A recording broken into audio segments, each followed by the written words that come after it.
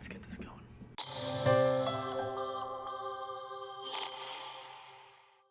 Hello everybody, and welcome to a new show called Talk Sense Some, where I'm going to be aiming to do just that. And before too long, you'll get the gist of it, so I'm going to go ahead and jump right in here. Now, I may be a little bit late to the party, but I'm going to go back to March 11th of 2017 to a video called Tucker Carlson versus Bill Nye, Round 2, The Science Guy's Reply. Now, this video was done in response to an interview Tucker Carlson had on his show with Bill Nye where they debated on the topic of global warming. All links to the videos are going to be down in the description. That's how so much of this you don't know. You pretend that you know, but you don't know, and you bully people who ask you questions. I really have to disagree with you. I spent a lot of time with this topic. I'm open-minded. You are not. So we open up the video to a pretty common site, which is a debate on a major news network, and this one specifically is especially characteristic of a Tucker Carlson debate. And going by this quick little cut, it doesn't appear that either side is really taking the advantage. Mr. Carlson, what happened to you, man? You used to be affable. You used to be friendly. You used to wear a nice tie. Now you wear one of those bibs and I don't know. So I don't know what happened to you, man. Hey look, the friendly Bill Nye the Science Guy. How do you do? Now, you'd have to be blind and deaf to not understand that Bill Nye here is obviously trying to do a kind of social pandering where he's talking to Tucker Carlson as if they're old friends and somehow that he has changed as a person for the worse. This already makes me critical of Bill Nye's response, especially with his reputation as an entertainer before anything else. My criticality is also compounded with Mr. Nye's choosing to point out the change of Mr. Carlson's tie selection over the years. You can tell he really forces to get those words out of his mouth, and the only thing I can imagine is that he's really struggling to find the comparison over time. Nonetheless, let's just give him the benefit of the doubt that he really is trying to be friendly here for whatever reason. Mr. Nye, back to you.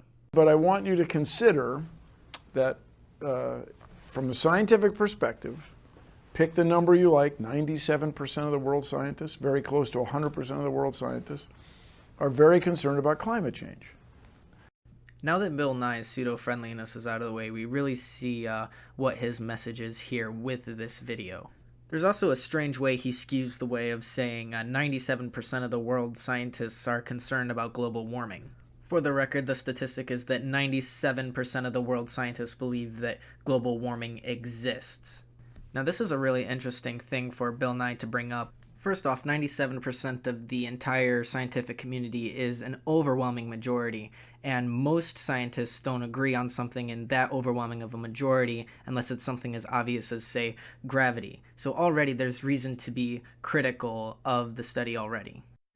Second of all, I think that Bill Nye here is doing something that I find completely dishonorable in the scientific community, and that's shutting down skepticism. Because skepticism is the first step to developing a hypothesis that can be tested that may one day prove what we know of science to be proven otherwise, which has been done countless times throughout the history of the scientific field. Just because 97% of the scientific community believes one thing to be true doesn't mean that the remaining 3% deserve to be discredited. Sorry, Bill Nye, I didn't mean to cut you off there, but we're only 40 seconds into the video and you've already given me reason to be very critical of everything you're saying for the rest of the video. So go ahead, you can keep going. And so why aren't some people concerned about it? When media outlets were allowed to be consolidated in the 1980s, then it developed these two factions like that I don't remember it having. So to simplify the last 17 seconds of this video, he's saying, I'm concerned about this, I'm important, why isn't everybody else thinking so? He's saying that way back when, media was allowed to be consolidating, in comparison to new media, which he thinks that is non-consolidating. Quick Google search says that consolidating is making something physically stronger or more solid. Now, you might not be an English major, Mr. Nye, but would you not agree that being critical of one of the most widely accepted theories in the scientific community on national television be something that could potentially make the studies stronger or more solid? Also, you're calling to blame a specific us and them mentality when hypocritically yourself you are putting yourself against the media in a very us and them mentality kind of way. So going by the nature of just the first not even a minute of this video, I'm going to go ahead and make the gamble that this video is more I got my feelings hurt and want to rebuttal more than I'm going to try to prove a scientific point to you. And to that I say, shame on you, Mr. Nye. Shame. By that, I think two factions are a normal course of events where you have males and females, your boys and girls, whether it's fruit flies or dandelions or you and me. Sorry, quick interjection. According to you, isn't gender and sexuality supposed to be on a spectrum? And in the World Cup soccer, you end up with two teams. The World Series baseball, you end up with two teams. It's really hard to have three teams. And so I think, two political parties nominally. Yeah, you're just listing off more examples of how you can divide by two. But your entire argument on global warming is whether it is or isn't, and you're taking the side of is, and then you use this kind of dividing by two principle to justify why people aren't agreeing with you when there's plenty of room to be skeptical. So somebody who understands this better than I do may observe that the media have divided into two camps. But from our point of view in the science and engineering side, you got to respect the facts at some level. You got to respect what is scientifically provable. Yes, Bill Nye, the media has divided into two camps in accordance to the political parties which you've already listed before. This isn't new news, but thanks for that anyways. And then you go to say from our point of view, from a scientific and engineering side of things. I'm sorry, but our? In terms of the whole 97% of the scientific community that believes that global warming exists? And then you throw yourself a bone in there by including engineers, because you're not an actual scientist, and I understand that science overlaps a lot with engineering, but that's a lot of people to speak on behalf of. You are not the speaker of global warming, nor are you qualified to be, so stop pretending that you are, please. And then you say respect the facts. Let's review real quick. Global warming isn't a law, it's a theory. Just like plate tectonics, no matter how many people agree or disagree on it. Until you can find the evidence to make it a law, it will stay a theory. And until it becomes a law, there's plenty of room to leave for speculation. This is simply the scientific process, and of all people, you should be one to respect it, and you're not holding up to it. Better be careful, Bill Nye, you're going to let down the people you're speaking on behalf of. And then, speaking of authorities and mistrust of authorities, the crowd at the inauguration, it was objectively smaller crowd than the crowd the next day at the Women's March. So here Bill Nye is trying to use an example, and a weak one at that, because it's really not drawing parallels here. The crowd at the inauguration was objectively smaller than the crowd the next day at the Women's March. As you may know, Mr. Nye, the topic of global warming is a little bit messier than just taking a head count. If someone asserts that the crowd is bigger when it was clearly smaller, then everything else he or she says is subject to question. And this has led to a lot of trouble. Hate to break it to you, Bill, but you've lost a little bit of your luster since your Bill Nye the Science Guy days.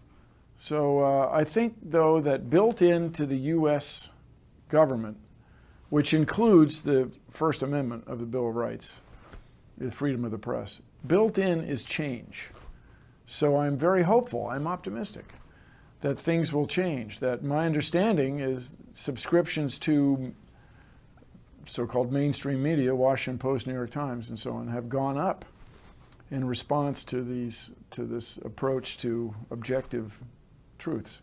So that will probably be to the good. Ooh, boy, here we go. So because of the political influence in our media, and because our First Amendment leaves room for change in our government, you're hopeful that everybody conforms and subscribes to a very specific way of thinking. Or in other words, your way of thinking. We all know that you side on a very strong left viewpoint, Mr. Nye. Then you shamelessly advertise two news outlets that are notorious for being very strongly left-sided on all of their reporting. So my question for you, Mr. Nye, is are you speaking on behalf of the scientific process, or are you speaking on behalf of your viewpoints and your politics? and piggybacking on your reputation as Bill Nye the science guy to get you there. But how fast will it happen, and what will go wrong in the meantime? These are big questions. Big questions. He sounds like an old guy fishing off a boat and then, like, yanking up a fish like, I got one. And I'll bet you to himself he's actually having that same degree of satisfaction. Do you need a moment to just reminisce on how cool you used to be?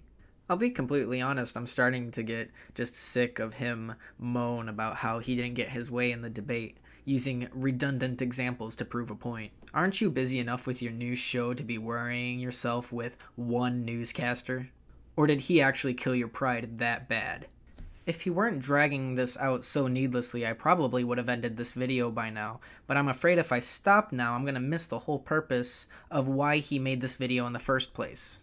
And then as far as my thing with Mr. Carlson... Thank the Lord, finally. I don't know. He used to not interview that way. He used to not just talk the whole time. Right. So at what point would it have changed? And I'm just saying, you don't actually know because it's unknowable. So why aren't you open to questions? Interrupt me, okay? It takes you quite a bit less than 6 seconds. Was that supposed to be your Z-Snap moment, Mr. Nye? Come on.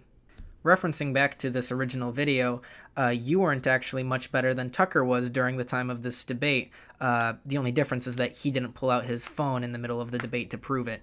But very much like the media outlets that you endorsed earlier in this video, you took out a piece that was completely out of context to make you look good. Damn, you make so much better of an entertainer than you do a scientist, Mr. Nye. I give you props for that at the very least. I go back again in a second, Mr. Carlson. If you have me on again, I'll come right back on. Bring it on, man. I'm still hip. I'm gonna throw an empty challenge at you. I'm sorry, but I wouldn't take this guy seriously either. And you know what else, Mr. Carlson? I'll bet you $10,000 that 2010-2020 will be the hottest decade on record. I offered a bet of $10,000 to Joe Bastardi, who is a Fox News contributor, and Mark Morano, who I'm not sure is a contributor, but used to appear on your station routinely, your network routinely. I bet them each $10,000. 2010-2020 will be the hottest decade on record. I bet them each another $10,000 on the decade, $10,000 on the year 2016. 2016 would have been among the top 10 hottest years on record. Wait, there's more. But wait, there's more. All right, Billy Mays, whatever you say. 2016 was the hottest year on record. 2016 was the hottest year on record. R.I.P. headphone users, but come on, what the hell was that? And your guys, the people that Fox News heretofore supports in this, would not take either bet. $40,000. Wouldn't take the bet. Could have been theirs. I'm good for it. Well, here's some food for thought for you, Bill Nye. Nobody ever denied that the globe is warming. This was addressed multiple times during the debate, but you don't seem to get that. Multiple times throughout the debate, Tucker tried changing the topic to whether it is or is not a thing to is it because of human activity. So in the case of gambling with the entire news media outlets, of course nobody would take your bet, you idiot. So here you are being redundant again for no purpose while you're trying to reconstruct your pride. And for anybody who's actually smart enough to see what's going on here, you're just making a fool out of yourself. I don't understand what your point is in trying to make this. I mean, we're at the end of the video now. What are you trying to say? Are you trying to just get back into the studio so you can just talk around this guy again for another 5-6 minutes? Your sense of authority and pride are hypocritical and disgusting, to say the absolute least. There's even a chance to redeem yourself here by admitting that global warming is just a theory and not put down the skeptics of it until it is proven a law. But I don't give him that much credit to actually go through with something like that. But I wish he would prove me wrong here. So, like I said, that is the end of the video, and thus the conclusion of me reacting critically to the material of this video. And before you go calling me names down in the comments, I myself do not actually know how to feel about the topic of global warming. And this is namely due to the room left for skepticism. There are equally serious problems, however, to be worried about, such as plastic in the oceans and such. But I don't really want to buy into this until I know for certain that it's something that, for one, is human-caused, into something that we can actually change. I also hope that you don't take my criticism as something that should be taken as fact. It is just criticism. And in fact, I urge you to express your opinions on the matter down in the comments. The point of the channel isn't to bash people for attention, but rather to equal the playing field. The goal is to have a community of people talking critically about major events in the world that can create a collective mind of their own, so that they don't need to take the word of people like Bill Nye to tell them what is or isn't right or real. So if this is something you'd like to be a part of, I encourage you to leave a like, leave a comment, and subscribe so that we can really get this thing going here. Also, I'm open to new ideas to what to go over next. Just let me know in the comments and I'll give it a look and I'll see what I can do. So with that being said, this has been Talk Sense Some, and until next time, I bid you fare thee well.